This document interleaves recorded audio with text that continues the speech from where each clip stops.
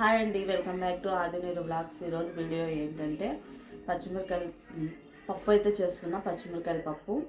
మా ఇంట్లో అయితే పప్పు లేని అన్నం తినరు. నేనైతే పప్పు తినను. ఎప్పుడో ఒకసారి గోంగూర పప్పు అయితే తింటాను. మామూలుగా అయితే డైలీ పప్పు తినను. అలా ఇప్పుడే కాదు, ఫస్ట్ నుంచి అలవాటు లేదు నాకు పప్పు తినడము.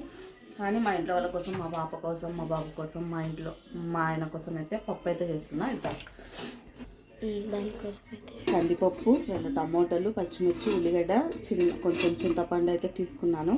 ఇప్పుడైతే పప్పు అయితే కడిగేసుకుందాం.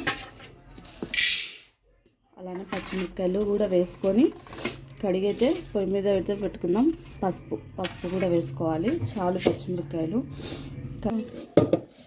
కందిపప్పు అయితే కడిగేసాను. ఉల్లిగడ్డ, పచ్చిమిరకాయలు వేసి అయితే ఇప్పుడు పొయ్యి మీద అయితే పెట్టేసుకుందాం. ఒక 2 గ్లాసులు అయితే వాటర్ అయితే పోసుకుందాం. పొయ్యి మీద అయితే పెట్టేసుకుందాం. గ్యాస్ అయితే అయిపోయింది, అందుకని పొయ్యి అయితే అంటించుకున్నాము. మాకేం పెద్ద ఓపెన్ ప్లేస్ కానీ లేదు. మా ఇంటి ముందు చిన్నగా ప్లేస్ ఉంటే పొయ్యి అయితే అంటించాము. అయినా పొయ్యి మీద వండుకుంటేనే బాగుంటాయిలేండి, అందుకని. ఒక పొంగు వచ్చిన తర్వాత అయితే పసుపు అయితే వేసుకుందాం. పప్పు అయితే పొంగు వచ్చింది కదా, ఇప్పుడైతే పసుపు అయితే వేసుకున్నాము.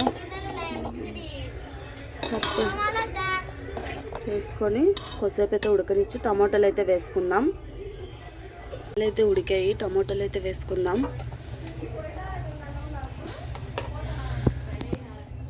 ఇవి కొంచెం బాగా మెత్తగా ఉడికిన తర్వాత చింతపండు అయితే వేసుకుందాం.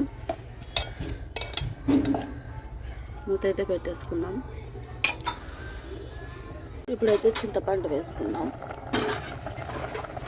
అయింది కదా, ఇప్పుడైతే ఉప్పు వేసేసి రామేద్దాం. మెత్తగా దించేస్తున్నా పొయ్యి మీద నుంచి. ఉప్పు అయితే మెత్తగా రామేసాను. పప్పు అయితే రెడీ అయిపోయింది. తర్వాత అయితే వేసాను. ఇంట్లో అయితే పెట్టేసి అన్నం అయితే పొయ్యి మీద పెట్టేశాను.